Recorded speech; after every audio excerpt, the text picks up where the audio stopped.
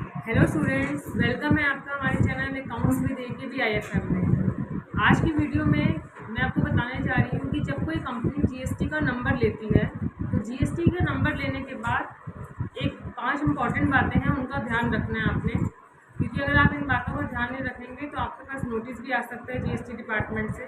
तो वो कौन कौन सी बातें हैं उसी के बारे में आज हम बात करने वाले हैं।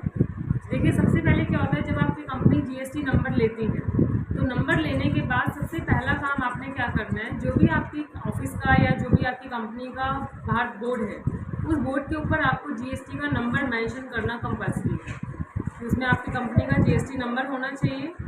उसके बाद जो दूसरी चीज़ है वो ये है कि जब हम जीएसटी का नंबर अप्लाई करेंगे तो REG 6 फॉर्म से आप अपना जीएसटी का सर्टिफिकेट डाउनलोड करेंगे और उस सर्टिफिकेट को अच्छे से फ्रेम करा के अपने ऑफिस के अंदर में उसको लगाना है आपने। क्योंकि कभी भी जीएसटी डिपार्टमेंट से कोई आता है तो वो आपसे डिटेल देख सकते हैं, मांग सकते हैं, तो उस फ्रेम में आपके होना चाहिए। तीसरी बात ये है कि जीएसटी नंबर लेने के बाद आपको अपनी कंपनी के नाम से एक करंट अकाउंट खुलवाना है।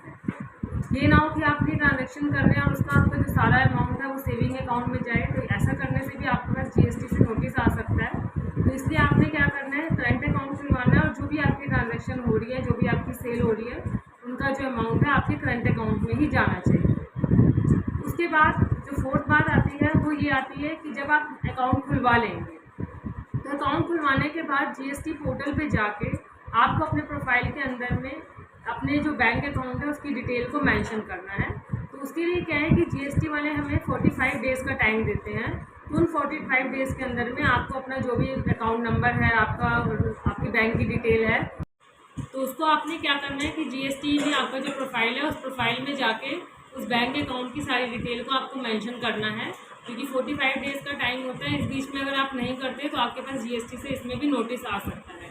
तो आपने माई प्रोफाइल में जाके पोर्टल पे और अपना बैंक का नाम, बैंक का अकाउंट नंबर और आपका IFSC कोड नंबर, ये सब डिटेल देनी है। उसके बाद जो 5वीं बात आती है वो सबसे इम्पॉर्टेंट बात है। क्या होता है कि मोस्टली लोग जीएसटी का नंबर ले लेते हैं। नंबर लेने के बाद अब ज़रूरी नहीं है कि आपकी फर्स्ट मंथ में सेल हुई है, हो सकता है फर्स्ट मंथ ना हो, सेकेंड मंथ भी ना हो, तो आपने ये नहीं सोचना कि भाई हमारा अभी सेल तो हुई नहीं है, हम अपनी रिटर्न क्यों भरें। जीएसटी की रिटर्न भरना बहुत ही इंपॉर्टेंट काम है। जब आप एक बार जीएसटी नंबर ले लेते हैं तो आप जीएसटी वालों के लिए रजिस्टर्ड हो गए हैं। तो अगर आप अपनी रिटर्न नहीं भरेंगे तो आपके ऊपर क्या है कि 20 रुपीज़ पर डे के हिसाब से पेनल्टी ऐड होती रहेगी। तो उसके लिए आपने क्या करना है कि जब आप जीएसटी नंबर ले लेते हैं, अगर आपकी स्टार्टिंग के कुछ मंथ में सेल नहीं भी हुई तो आपने अपनी नील की रिटर्न ज़रूर फाइल करनी है, क्योंकि नील की रिटर्न फाइल करेंगे तो आप पेनल्टी से बचे रहेंगे। इसी तरह की और नॉलेज के लिए आप हमारे साथ जुड़े रहिए। और अगर आप हमारे चैनल पर नए हैं, आपने अभी तक इसको सब्सक्राइब नहीं किया, तो आप हमारे चैनल को सब्सक्राइब कीजिए, अपने नोटिफिकेशन को ऑन कीजिए ताकि आपको नई नई अपडेट्स मिलती रहे। और वीडियो कैसी लगी ज़रूर बताइएगा, और अच्छी लगी तो आप शेयर भी कीजिएगा। Thank you.